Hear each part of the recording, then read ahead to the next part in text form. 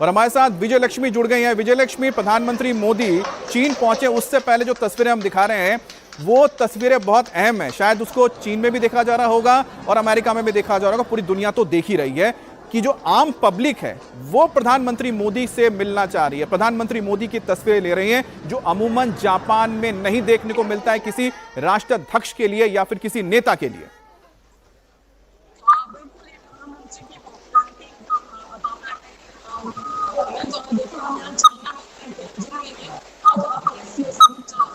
अच्छा, आपके साथ मैं फिर से संपर्क करता हूं क्योंकि आपकी आवाज थोड़ी सी हमें ठीक से नहीं मिल रही, उसको एक बार चेक कर लें आप। लेकिन इस बीच तो तस्वीरें आप देख रहे हैं, इनको देखिए और समझिए कि प्रधानमंत्री मोदी की जब लोकप्रियता की बात होती है, जब उन्हें कहा जाता है एक ग्लोबल लीडर है, तो उसके लिए आपको दूसरे देशों के नेताओं को देखने की जरूरत नहीं है, राष्ट्राध्यक्षों को देखने की जरूरत नहीं है या किस तरह से उनका एक आधिकारिक तौर पर वेलकम होता है। आम पब्लिक कैसे उनका वेलकम करती है उसे देखिए। इस पर प्रधानमंत्री जब जापान के बुलेट ट्रेन से जापान के सेंदाई पहुंचे तो वहां मौजूद लोगों ने प्रधानमंत्री मोदी से मिलने के लिए जबरदस्त क्रेज दिखाया और यहां पर लोग जो मौजूद थे उन्होंने प्रधानमंत्री मोदी की तस्वीर लेनी शुरू कर दी। सबके हाथ में मोबाइल नजर आ रही है और प्रधानमंत्री मोदी के साथ एक तस्वीर लेने के लिए यहां पर लोग उत्सुक नजर आ रहे थे।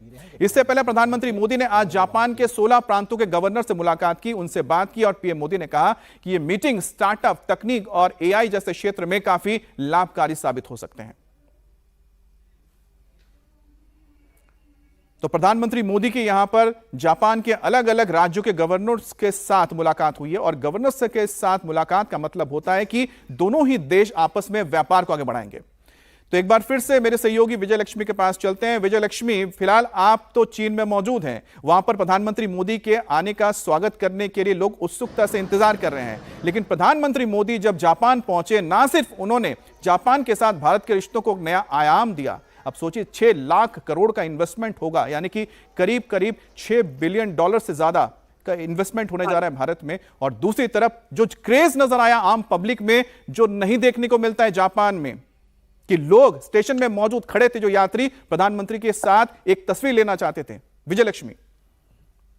बिल्कुल अमित, देखिए यहाँ तियानजिन में मैं हूँ और यहाँ पर लोगों से मैंने मुलाकात की, खासतौर से इंडियन डायस्पोरा। 2-3 हजार किलोमीटर से लोग स्पेशली प्रधानमंत्री नरेंद्र मोदी से मिलने के लिए यहाँ पर पहुंचे हैं, जहाँ पर एससीओ समिट का वेन्यू है। तो ये पॉपुलैरिटी है प्रधानमंत्री नरेंद्र मोदी की। और जापान में भी जिस तरह से हम देख रहे हैं कि आम जो लोग हैं वो उनसे मिलने के लिए उत्सुक हैं। ये जो दृश्य है ये चाइना में भी देखने को मिल रहा है। आज देर शाम प्रधानमंत्री नरेंद्र मोदी पहुंच जाएंगे तियानजिन शहर में और इसके बाद कल का जो कार्यक्रम है वो काफी महत्वपूर्ण होगा, क्योंकि बायलेटरल मीटिंग उनकी होगी चीन के राष्ट्रपति के साथ। और इसके अलावा परसों का जो दिन है वो पूरा समिट का दिन है। बायलेटरल मीटिंग्स 2 बहुत अहम हैं, उसमें चीन और रूस के राष्ट्रपति व्लादिमीर पुतिन के साथ भी प्रधानमंत्री नरेंद्र मोदी की द्विपक्षीय वार्ता होगी। इस एससीओ समिट जो है अमित, अगर आप देखें तो जियोपॉलिटिकल डेवलपमेंट जिस तरह से हो रहे हैं, जिस तरह से रूस और यूक्रेन के बीच में युद्ध है, अलास्का में हुई बातचीत जो है वो बेनतीजा रही। और उसके बाद अगर आप देखें टैरिफ का जिस तरीके से एक पूरा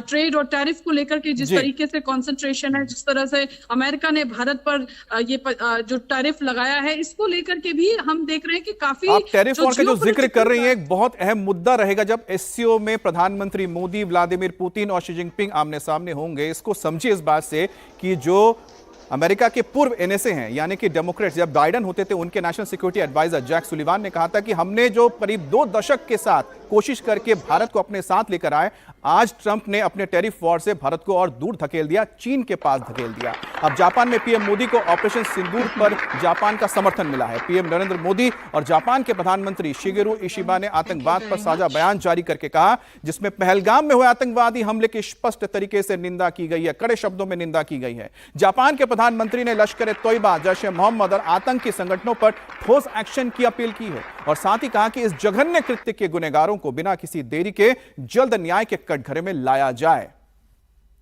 और जापान दौरे पर मिशन चंद्रयान 5 को लेकर, यानी कि चंद्रयान 5 जो होगा प्रोजेक्ट, उसको लेकर एक बड़ा समझौता हुआ, जिसमें कहा गया है कि यह मिशन दोनों देशों की अंतरिक्ष एजेंसियां, जिसमें भारत की इसरो और जापान की जैपेक्स, दोनों मिलकर यह काम करने जा रहे हैं।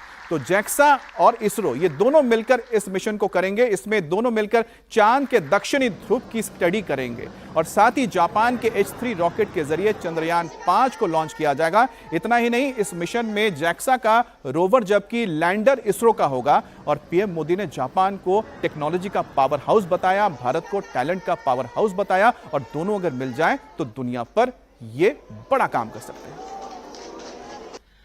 टेक्नोलॉजी और इनोवेशन,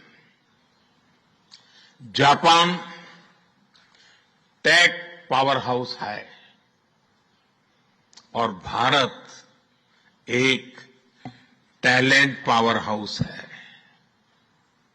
भारत ने AI, semiconductor, quantum computing, biotech और स्पेस में बोल्ड और एम्बिशियस इनिशिएटिव लिए हैं। जापान की टेक्नोलॉजी और भारत का टैलेंट मिलकर इस सदी के टेक रिवॉल्यूशन का नेतृत्व कर सकते हैं। और भारत और जापान के बीच 15वें शिखर सम्मेलन में कई और मुद्दों पर भी समझौता हुआ है, जिसमें यह तय हुआ है कि जापान अगले 10 साल में लाखों करोड़ रुपए का निवेश करेगा। भारत में करीब $6 बिलियन की करने जा रहा है। डिजिटल पार्टनरशिप 2.0 और एआई में सहयोग की शुरुआत होगी। भारत से 50,000 स्किल्ड और सेमी स्किल्ड वर्कर जापान में जाएंगे और साथ ही 1 लाख करोड़ के 150 MOUs की घोषणा हुई है।